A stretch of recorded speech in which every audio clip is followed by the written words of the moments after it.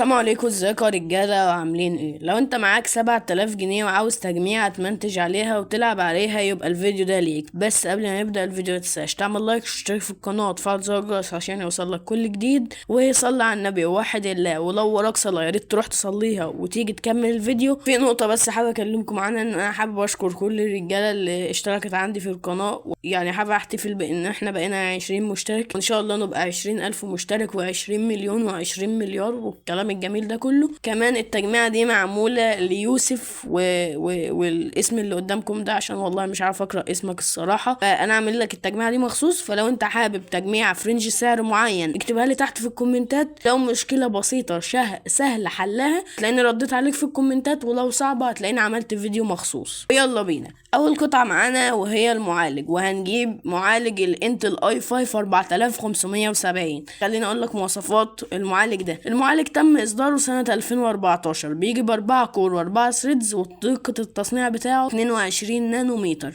بيشتغل على سوكت LGA 1150، والتردد الاساسي بتاعه 3.2 جيجا هرتز، على الماكس تيربو 3.6 جيجا هرتز. كارت الشاشة المدمج اللي جواه هو الانتل HD جرافيك 4600، بيسحب 84 واط. وطبعا كارت الشاشة ده ضعيف جدا، يعني متوسط سعره في السوق بين 600 جنيه ل 1000 جنيه. المذر بورد اللي معانا وهي بوردة H81. ملحوظة بس، يا ريت تجيبها من ماركة معروفة زي اسوس او جيجا بايت مثلا. المهم يعني خلينا اقول لك مواصفات المذر بورد دي. المذر بورد دي بتدعم معالجات الجيل الرابع من انتل، بتيجي بسوكت LGA 1150، بتدعم معالجات i3 او i5 او i7 كلهم من الجيل الرابع. يعني بتيجي بعدد 2 سوكت للرامات، وبتدعم رامات DDR3، وبتدعم سرعة 1333 ميجا هرتز وال 1600 ميجا هرتز. واقصى معالج تقدر تركبه على البوردة دي هو الاي 7 4590، وده معالج قوي جدا. متوسط سعرها بين ال 850 جنيه ل 1200 جنيه.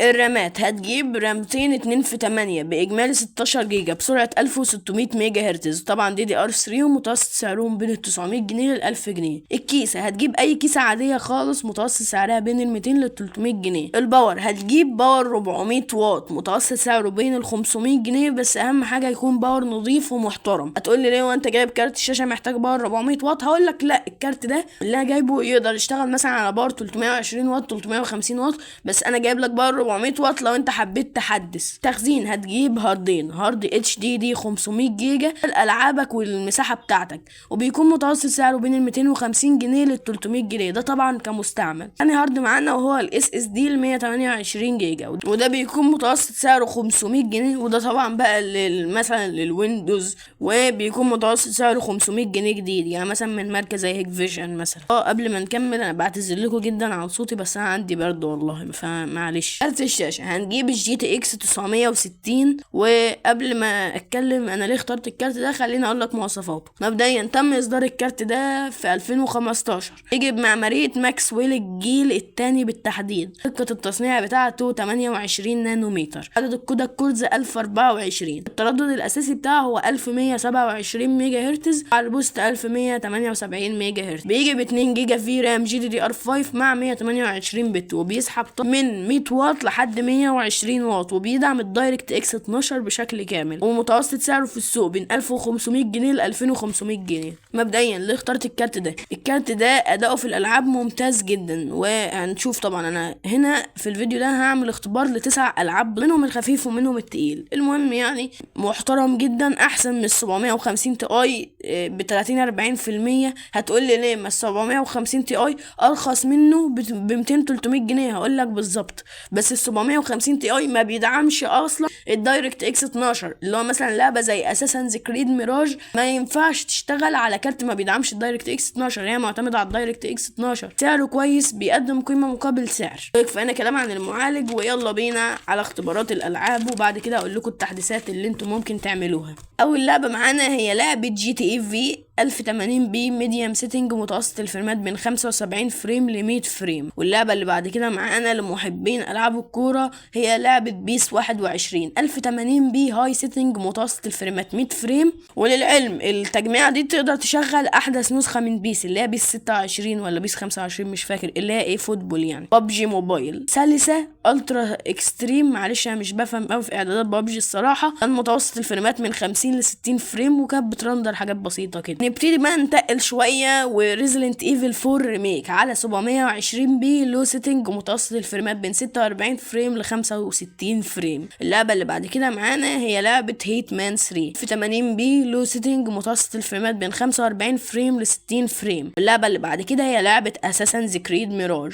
1080 لو سيتنج متوسط الفريمات بين 45 فريم 51 فريم. نبتدي بقى ننتقل على الجهاز ده. اللعبة اللي بعد كده معانا هي لعبة سبايدر مان مايلز موراليس، ودي اتقل من سبايدر مان 2018 على 768 بي اللي هو اتش دي يعني لو سيتنج متوسط الفريمات 30 فريم. اللعبة اللي بعد كده معانا هي لعبة سايبر بانك 2077 على 720 بي لو سيتنج متوسط الفريمات بين 30 ل 35 فريم. واخر لعبة معانا هي لعبة ريد ديد ريديمشن 2 على 720 بي لو سيتنج متوسط الفريمات بين 45 فريم ل 65 فريم، وكانت تجربة جامدة جدا. وبس كده ده كان اداء التجميع في الالعاب. واكيد بقى انت حددت اذا كانت التجميعة دي هتشتريها ولا مش هتشتريها. يلا بينا بقى على التحديثات. مبدئيا في التحديثات انت تقدر في المعالج تجيب الاي 7 4570. كمان في التخزين تقدر سواء ال HDD او ال SSD تعلي بقى في المساحة براحتك. كمان الكيسة اللي انت اكيد متضايق من شكلها تقدر ان انت تنقل قطعك وتحطها بقى في كيسة جديدة بقى RGB بقى ومراوح وتدلع على نفسك. لو انت مثلا حوشت 1500 مثلا 2000 جنيه وعاوز كيسة RGB